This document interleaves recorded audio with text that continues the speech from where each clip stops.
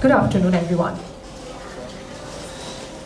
Have you ever felt that your life is running on a repeat? You wake up every morning, you go to work, you check emails, you follow the same conversations, you follow the same meetings, sometimes the same decisions and the same habits. And by evening you wonder, did you really live today, or did you just cycle through a version of yesterday? And in that cycle, do we stop learning? Do we stop growing? Or do we become less capable of navigating a world that is not operating on repeat? I'll allow that to sink in. It feels like a deja vu. Most of the dangerous prisons in the world are invisible. And here is the most uncomfortable truth. When that deja vu sinks in, it's not just a habit, it's a loop. And why I call that as a loop? When you realize that your life is running on a repeat, and you allow that to sink in, and you let that pass to yourself, you realize that your day is not just on repeat, but you're going through a pattern. Loops are patterns of behaviors, thoughts, or systems that repeat with diminishing disruption. Loops feel safe, they feel very known, and we love to get stuck in those loops. And the most uncomfortable truth that I want to say today is, most of the loops and our stubborn loops start in the classroom. When we start to follow instructions, when we always seek the right answers, and when we avoid failure. I'll allow that to sink in again. When we avoid failure as well. We embrace loops and we start getting stuck in them. And some of these invisible prisons aren't hard to break. Today, I want to take you on a journey to not only identify these loops, but the organizational, the societal, the career loops, and all of those loops to allow us to sink in and break them. Because the time is now, and we need to identify them, and we need to start making the change. Early in my career, I was an embodiment for a safe success. I performed really well, I was exceeding expectations, and I was also getting the praise. Everyone would say, "You're doing great. You have everything figured out, and look at your track record." But deep inside, I felt the loop. And why I say that? Same role, probably a different title, same set of challenges, sometimes new, same growth arc, but a different year stamp. What happens? This is just boring. And not just boring, it actively eroded my capacity for innovation and adaptation. It also moved my curiosity into complacency. And by night, I would think, if I already know how this would end, why am I still acting it out? I hope you all can relate to that. And now, the deeper question was I truly succeeding in my role? Or was I becoming a polished performer in a play that had already lost its meaning and was impacting my growth? And that unsettled me. And when it unsettled me, it pushed me to step sideways into roles that I was most uncomfortable with, and in the rooms where I was not the top expert. I changed domains, I changed industries, I changed departments, I unlearned. Now what happened in all of this process?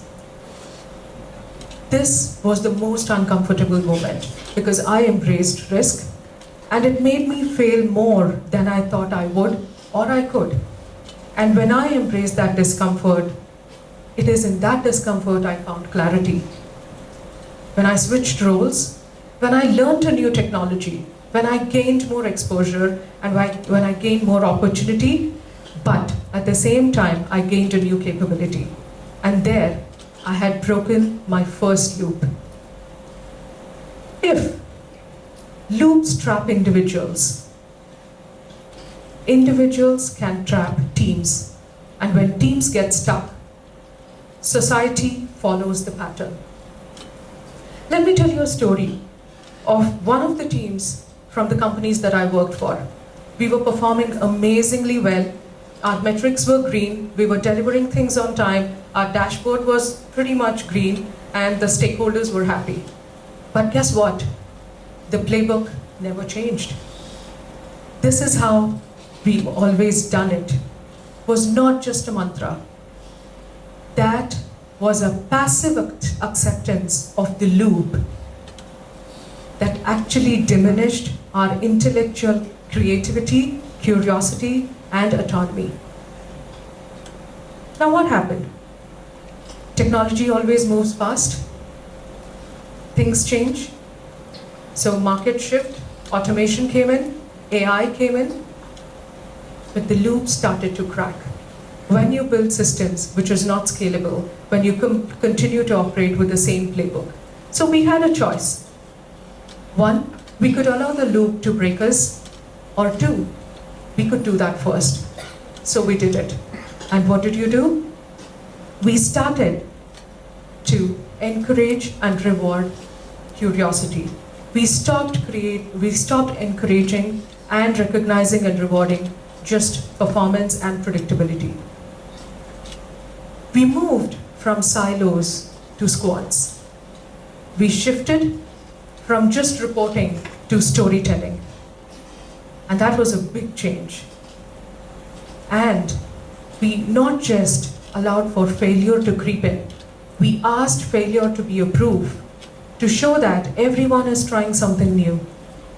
And when we broke that first loop is when the innovation came in, the energy surged, new ideas won new clients, and growth followed. But even deeper are the loops of technology. Think of feed algorithms that show us what we already know and what we already like.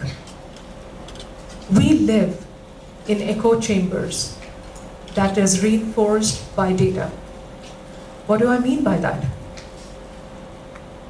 That feed algorithm is super convenient for all of us because it shows what we already know and like. However, it also continuously narrows our perspectives. It makes us incapable of understanding the nuances the technology or the industry or the vertical or the domain brings in. It also erodes differing viewpoints that needs to be brought in, which is so very essential for problem solving. Now, in that moment, you will have to know that technology too mirrors our loops and magnifies them. What happens when technology mirrors our loops? We get stuck. And in the advantage the humans have, especially in the era of AI, not just building agents or AI agents that can operate autonomously or take over repetitive tasks from the humans, but it's so important for humans to actually identify and break these patterns and have that courage to challenge our old ways of thinking. Creativity, judgment, and disruptive question is when the strategy meets the soul. And why do I say that? When organizations break loop, not just individuals, when organizations break loop, they build a culture of technology that serves the potential for the future and not of the past. Now, even deeper, beyond the walls of these companies, are even deeper loops of the society. Even deeper are the loops of our culture, expectation, and also identity. Women cannot lead technology. Leaders must be extroverts. This is how our culture is, and this is how things work. These are not just norms, but these are loops that we have created for ourselves and repeated it generations over generations. When I first moved into the role of leadership, I saw the loop closing in. I failed to have my voice heard in a room full of male leaders. I probably also failed to have a differing viewpoint or challenge the perspectives of my manager, and many more. So, I could either live with that, or I could break the loop, not just for myself, which was super essential, but also for many others who were watching, who were waiting, but who also felt constrained. And whenever someone took the courage to break the loop weakened. So, how do we break the loop? I'll tell you 3 points. 1, spot the loop. Continuously ask yourself, what feels too safe for you today? Second, in the same, identify what is so very unexamined thing that you're avoiding and what feels like a rerun of your experience. Second, once you've spotted the loop, name the loop. What is the cost that you're paying for this loop? Is it your creativity? Is it your freedom? Is it a missed revenue? Is it trying to avoid understanding a new technology? Probably reducing team morale? Sometimes the loops are not just active allies of discomfort, but they also make us irrelevant in a world that's ready to move on. Now, once you've named the loop and you understand the price you're going to be paying for this, third, take the leap. Take the leap, because the worst will not be more than your failure. And from that new ground, build something very new with your evolved understanding and perspectives, which is not built on old patterns. It has to be built on your new understanding to serve the future. Always remember, breaking the loop and being uncomfortable is not easy for us, but it is also a signal that you're pushing your boundaries. And when you push your boundary, when you stretch, in that new stretch, in that territory, true intelligence begins to grow. And that's what we encourage everyone to follow. Now, 3 things: spot the loop, name the loop, the price that you're going to pay, and take the leap. We also need to know that loops are patterns, and patterns can be rewritten. And we are living in one of those most disruptive moments. When markets shift, loop weakens. Today, everything feels unsettled. Our old ways of thinking, old technologies stacked, old ways of operating, old processes, old approaches. But this is the perfect moment that we have always been waiting for. If we take the leap from here, we will always be successful. I will leave you with this. Whenever you feel stuck or you're in a moment of deja vu, stop and ask yourself, are you stuck in a loop, irrespective of what your experience is, what work, or what your expectations or outcome is? And what is that one action you can take to break that loop today? And who are your allies in this? And do you have the courage to break it? Because the future does not belong to those who gets stuck in the loop and who wants to stay in the loop. It belongs to those who have the dareness and courage to break them, one loop at a time. And the future is waiting to be created. Thank you.